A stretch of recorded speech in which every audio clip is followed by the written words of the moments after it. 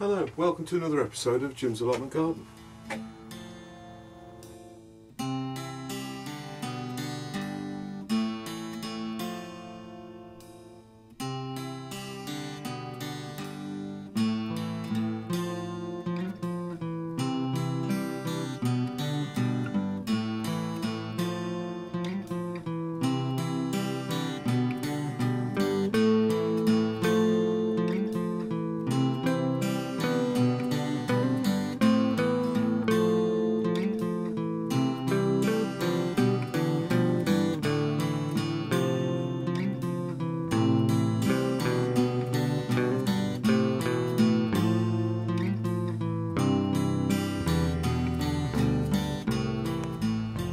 So just to explain what I do with all these little tomatoes, these ones that have got split or slightly overripe, the chickens have those. But with these, there's about 2 kilos of fruit there. I've got some large ones as well. But what I tend to do is just quickly wash them, cut them in half, and then roast them in the oven with just a sprinkling of black pepper on the top. And I'll mix that in with couscous, and it makes quite a nice Moroccan dish to have with chicken or whatever. This is cucumber number 70, so we've done well this year. This is the 70th cucumber that I've picked. So out of the 8 plants that I had, I said I'd have about 10 cucumbers per plant. So we've not done too badly. Just out here, the water butts have not done too badly. Fortunately, I've got a bit of a leak on this one, which I've tightened up, but it's still leaking, so I'll tighten that up a little bit more. And as I explained, I've drilled some holes in there just to let the air in out, so it looks like the top of a pepper pot. So anyway, that's what's happened in the last day or so. I'll show you the video I made about John's allotment. So, just down the way from my allotment, here's my neighbours. He's got some really nice flowers going in there. These cornflowers have just come out. These white ones and these purple ones. Really nice. But anyway, as I promised, this allotment down here is owned by a good friend of mine, John, and he won this year's allotment first prize for Warwickshire. Actually, the whole allotment site here actually got second place in Warwickshire, but John did tremendously well with his allotment. He's actually got 2 plots, so this is John's plot starting from kind of here, and then it goes all the way across. So he's got basically this plot here and this one here. So I just wanted to show you some of the stuff that he does, because he is really good. This is his salad bed at the front. He's got a few raised beds here. He's got some chives, and I'm not sure if they're chives or spring onion there. There's lettuce here. He grows quite a few tomatoes outside. He's been very lucky this year. He's had no blight on them, but as you can see, these are a variety that you can grow outside. So the tomatoes that I grow, like moneymaker and things like that, you can't actually grow them outside. You need to grow them in a greenhouse. These are some asparagus plants, small asparagus plants that he's been growing. What I'll do is I'll go up the middle and I'll show you this side, and then I'll show you this side afterward. So this is his grass. He gets quite a lot of grass because one of the allotment owners that's got the next one to him, he's got a sort of lawn mowing business. So that's where all of the wood chip that you see on my plot. As you can see, there's another big pile down there. So he cuts trees down and stuff like that. But so John gets a lot of, where he's been cutting the grass and stuff. So he gets all the grass cuttings, which is obviously good for nitrogen-loving plants. This is John's carrot bed, and obviously to combat the root fly, what he's done is he's covered the whole thing with this very fine mesh. And just like I do, he's put on some little sort of brackets to hold it down, so the flies can't get in anywhere. That's his, I think that's his spinach actually there. He's got his little bird here. That's actually pinched off another chap up the way, but he makes birds like that out of potatoes and feathers. That's his celery there, and obviously the beetroot. in the middle. This is his sweet corn. He's got quite a lot of sweet corn, he does do well, but John and his wife Anne spend a lot of time up here doing one thing and another. They're both retired, so they get to spend quite a bit of time up here. That's his leeks, and John does like his Harrison cages, which are these sort of cages here, and he uses these quite a lot. The reason they're cheap to pick up, I think he told me they were about £10 or something like that he bought, and he's bought them off the council. They're slightly damaged, but he's managed to fix them up, and he uses them to basically stop the pigeons going onto his brassicas. So as you can see in here, these are sprouts here that he's got. I think that's cabbage in the middle. That's most certainly kale, and if you can see, you see his beans here have gone over, but I'll just bob the camera through here. That plant in the middle there, I don't know if you can see, but that's kale. He's got sprouts all around the end. That's another kale next to it. And he's got his cabbages at the end. He's got more brassicas in this back cage here. He's very handy, like myself. So he makes a lot of sort of gates and stuff like that to go on his cages. He's got his raspberries in there as well. This is actually balm that's gone to seed. And you can see his pumpkins in there are doing really well. He's got quite a big one. I don't know if just zoom in.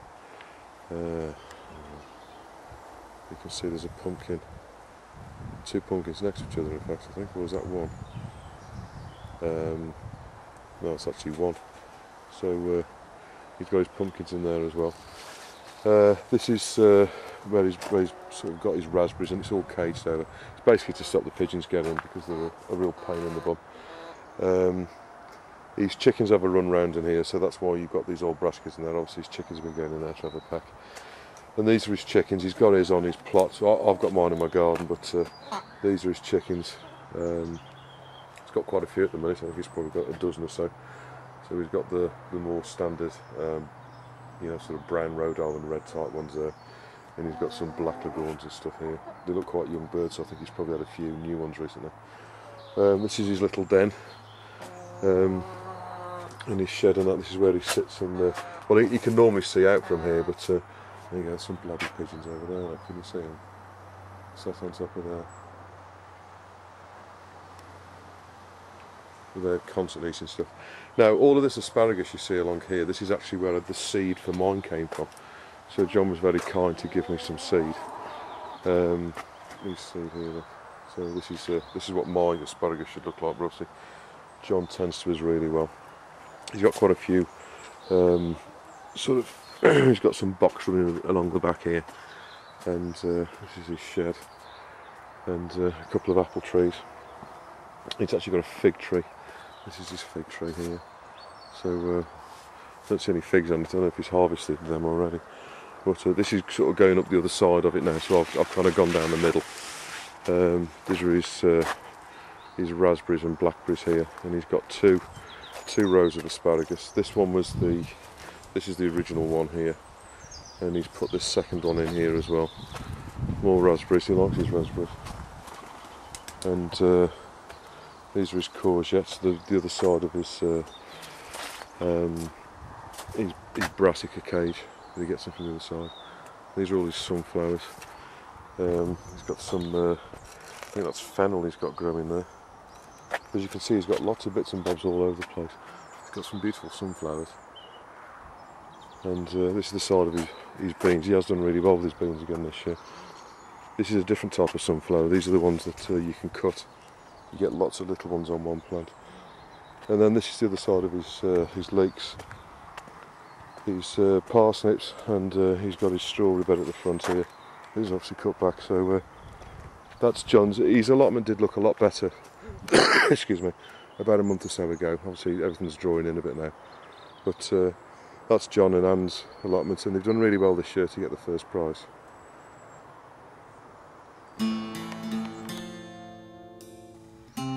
Okay, some jobs that we can be doing this time of year is repotting any houseplants we've got now. This plant here is a plant called Aloe Vera, and to be honest with you, it's the only plant that I keep in the house, and I keep a number of these on the kitchen windowsill, purely because it's got a lot of medicinal properties. It's very good for if you burn yourself. What you can do is spread some of the sap from this, which I'll show you now. Basically, all you need to do is get one of the little sort of leaves, if you want to call them leaves, and then if you can see that, but there's like some see-through sap on the inside, which is quite sort of sticky and gooey. But if you apply that to any burn that you have, if you burn yourself on, you know, in the kitchen, which is obviously where I keep it, or you know, sort of anything like this, this will instantly soothe. It's very absorbent. It goes straight into the skin, and it can you know, be used to treat any burns. It's got a whole load of sort of properties. It's antiseptic. It'll soothe. It'll cool. So anything like burns and that. It can also be used for a whole manner of things. Now, if you look on the internet for aloe vera, there's a whole list of different things it can be used for. It can be used to treat acne. It can be used to treat obviously burns, which I've already explained, or it can be used as a to remove makeup, or just as a moisturiser for your skin. If you eat it, if you make a basically make some kind of drink out of the plant, it can be used to soothe stomach ulcers and all this kind of business. And it's also it can also be, if you cut these sort of leaves up, it can also be sort of chopped up and boiled, and the vapours can be used for to soothe people with asthma and things like that. However, today, the reason I've got it up here is I want to repot it, because you can see there's all these little sort of baby plants which have formed, and what I don't want to do is for the pot to get too overcrowded. So the first thing to do is to take it out of the pot. And what I'm going to do is, first of all, remove any of the gravel. I always put some gravel on the top. I'll explain why in a moment, but I'm just going to remove the gravel from that. So now all I've got is kind of earth in there. So I'm just going to get that out. So that's basically just sort of earth and that in there. So if I just get that out of the way, I'll get another tray. Now, to separate the plant, to be honest with you, what I would suggest is do it whilst it's reasonably dry. Don't do it whilst it's wet. But if you turn the plant upside down and then just drop it into a tray, as you can see, like I've done there, and you can see that the roots are quite sort of fibrous roots. They're quite thick roots. The plant doesn't have many roots at all, so what you want to do is try and preserve as many roots as you can. This is also the reason why I use gravel when I pot them up, because the plant hasn't got many roots, it can't support itself very well. So you want a little bit of weight on there, because when you water them, you know, it doesn't support itself very well. Now all I've done now is I've basically just loosened up the earth gently with my hand. I don't know if you can see that. I'm just kind of sort of going around and just gently sort of loosening the ground, and you'll see that I've got the main plant here, and then I've got all of these little plants coming off. Now what you need is one with a root on it, so that one will be okay to repot. So it's got some root on it. So what you want to do is as gently as you can pull, sort of hold the main plant, and sort of gently tease away the you know you do have to be reasonably abrupt with it to pull them out, but sort of pull them out as best you can, like that. You're not going to get everyone, you know, these smaller ones may not take when you pot them on, but you want to take all of the little ones off till you're just left with the sort of the main plant, which is that with the roots. And as you can see, there really aren't many roots for the size of plant that it is. So I'll just get that out of the way for a moment, and I'll just explain what I'm going to pot it up with. Now, in here I've got some good quality potting compost, and I've got some sort of sharp builder sand in there. And all I'm going to do now, I've kept it separate just so I can show you. What I'm going to quickly do is just mix that all up, so I've got a good mixture of sand and potting compost. Now the sand you add, as you can see now, that's all mixed up. Now the sand you add for drainage, so that the plant will drain properly. So we have the pot that it actually came out of. I'm going to put it back in. You just want to put some crocks in the bottom, just to reduce the amount of drainage. And I actually have these sitting in like little trays in the kitchen window, so when I water them, the water stays in there. I'm just putting a little bit of potting compost in the bottom, like that. And then what I'm going to do is place the plant. You can see here where I've been cutting leaves off when people have got burnt in the house. You don't want a pot that's too big. This pot is possibly slightly too small, but for now it's okay for repotting. I'll probably repot this again in the spring. Now what I've done is I've put the plant back in there. I don't know if you can see that, but the roots are kind of sitting on top of the soil that's in there. And I'm just going to put some fresh compost round, like that. Now, as I say, because the roots are sort of quite coarse and there's not many of them, what you need to do is sort of compact the soil as reasonably hard, going all the way around. I'll just put a little bit more in there, like that.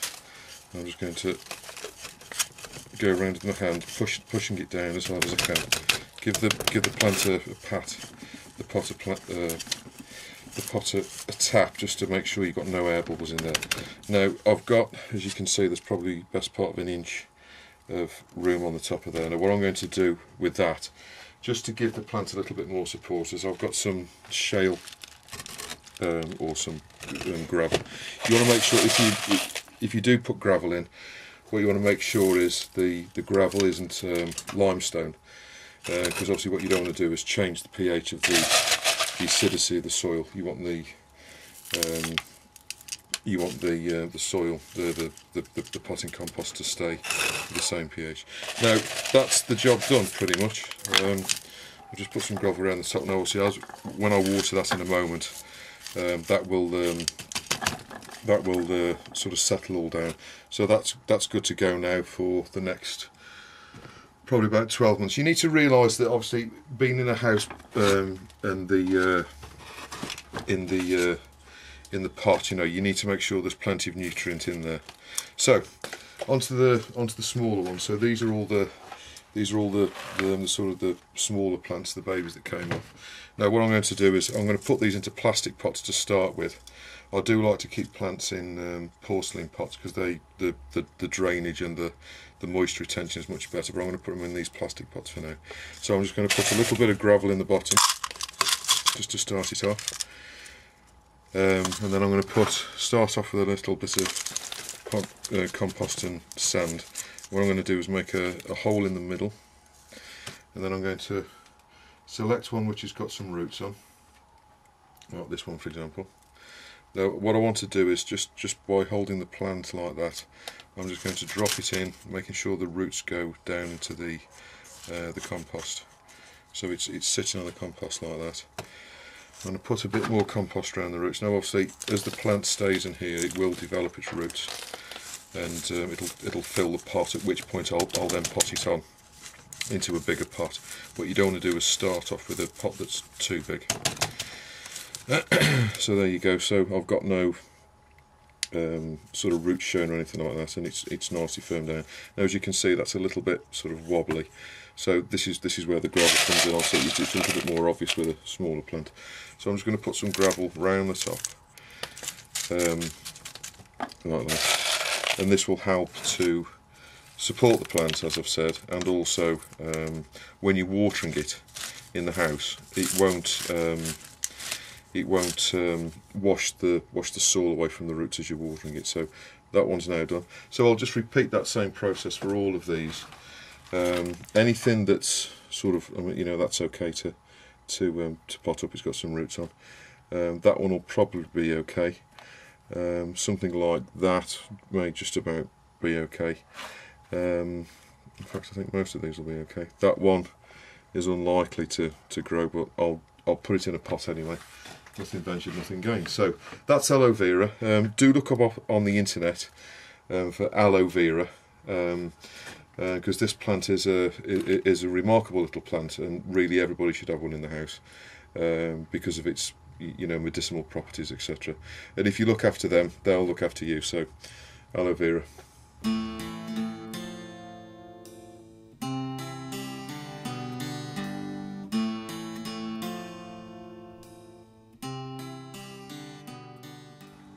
So at this time of year, it's also a good time to take hydrangea cuttings. Now this is one that a friend's very kindly given me, which is already struck, i.e. it's already got roots on it. So that's what it'll start to look like as soon as it starts to grow again.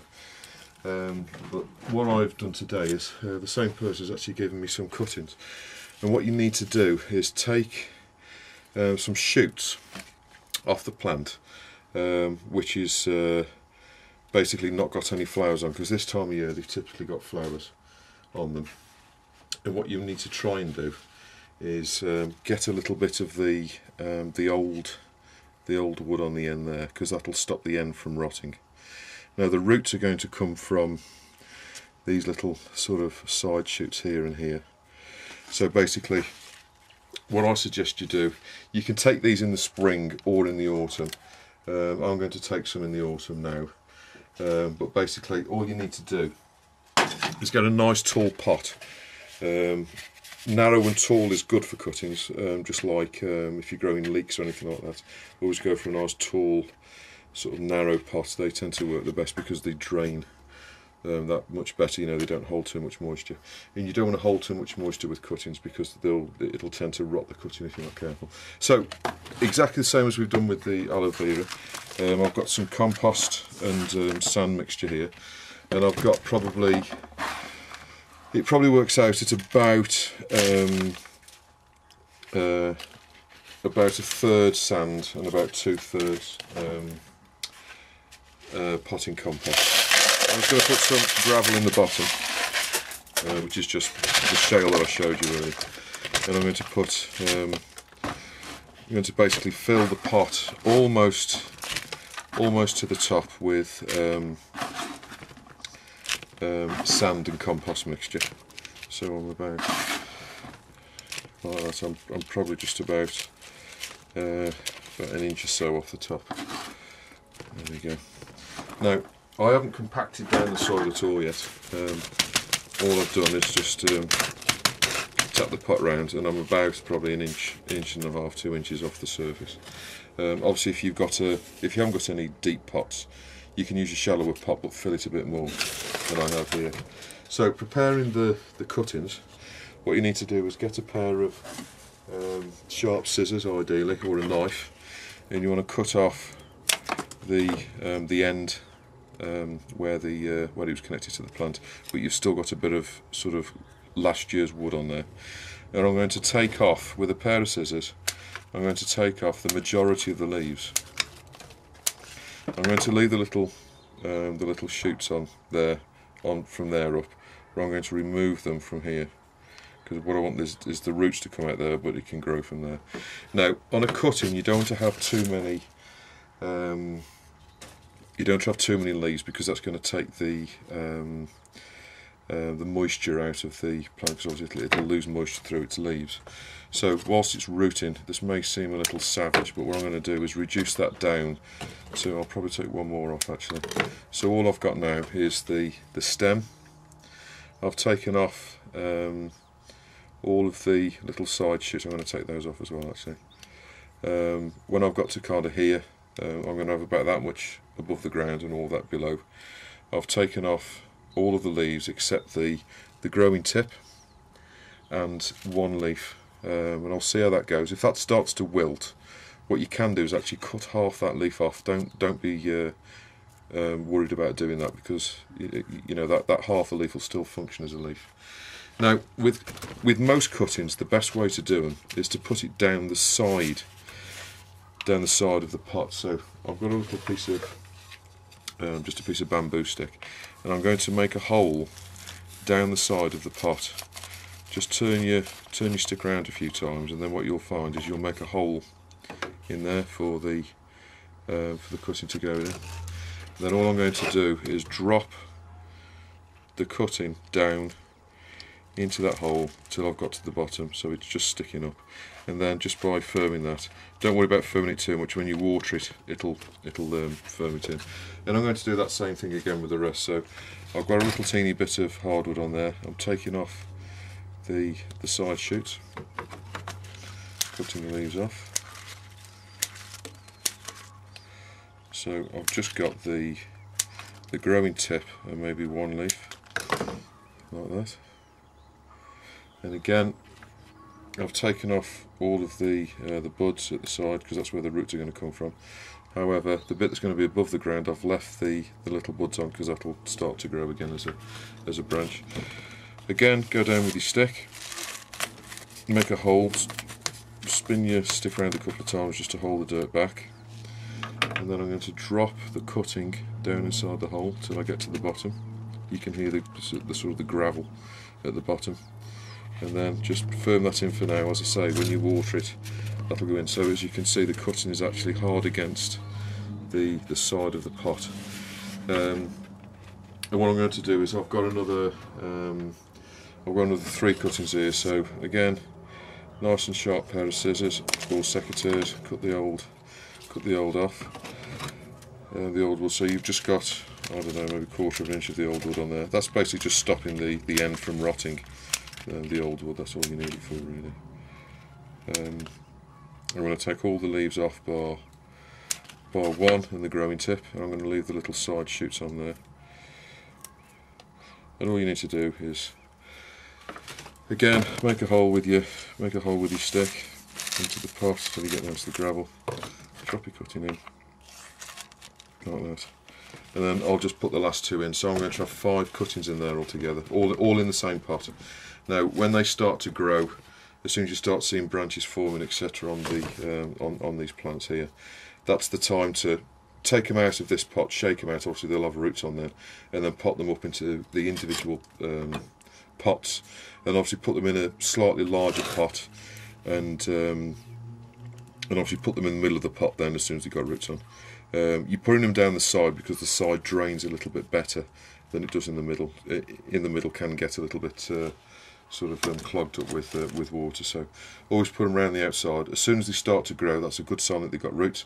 Take them, shake them out, and then pot them up into sort of individual pots, maybe something like that, or you know, if you've got a good number of these sort of tall pots, you can just put them straight into the tall pot, but try and plant them to the same depth as they were inside this pot.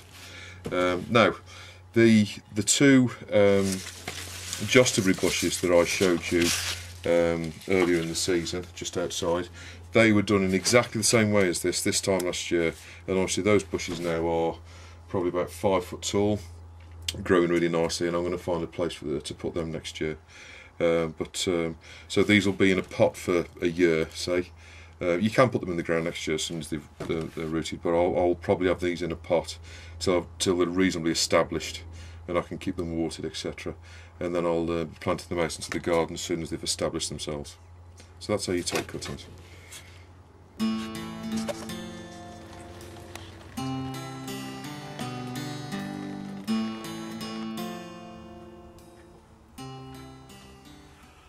So I hope this episode of Jim's Allotment has been of some use to you. I know it's been a mixed bag of all bits and bobs. We've got John's allotment and what's been going on in the greenhouse in this one. In the next episode, I'm going to be showing you how to start to put together you know, sort of lettuce and salad and that to put in the greenhouse. As I've explained, all of these tomatoes will be coming out in the next couple of weeks, so I'll be putting the lettuce in now, so I've got stuff to transplant into the borders for the winter months. So thank you for watching Jim's Allotment Garden. Please do give me any comments down below, any suggestions, etc. are all welcome, and please subscribe, and thank you for watching Jim's Allotment Garden. Thank you.